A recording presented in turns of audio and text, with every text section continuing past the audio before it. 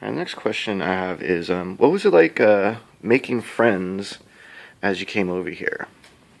Making friends wasn't really that hard for me because I was just so like eager and just so fascinated about like the American culture. I want to be friends with everybody, but I was definitely, I guess, like held back because I was supposed to be hanging out with the Asian group.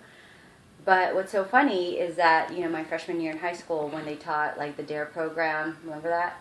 And Mm-hmm. when they said like don't and also sex ed, like don't do this because you'll feel euphoric, like don't smoke weed because you'll feel euphoric, don't do mushrooms because you'll see things that don't exist and you'll get like giddy and happy, and like don't have sex because like I didn't even know what a condom was, okay?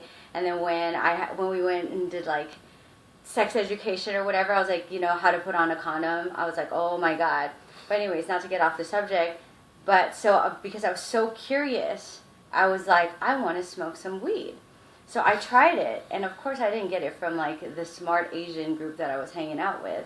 And for me, like at the time, I was like 15. That was 14 when I came here, and then when I was 15, I started smoking pot, and like I was friends with everybody. Like I was like, oh my God, I was like, I love this. I'm friends with the black people.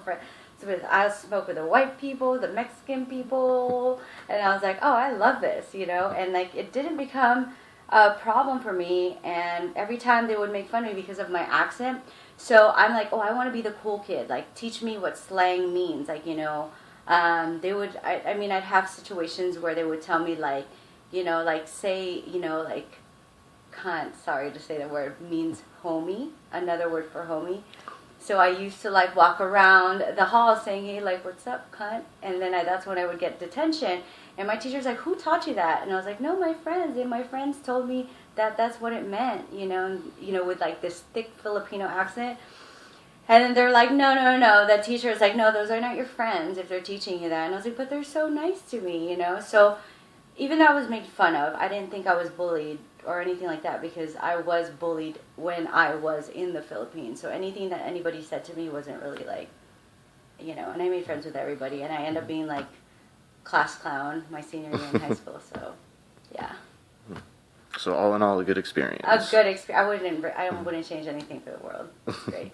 It's great. Excellent.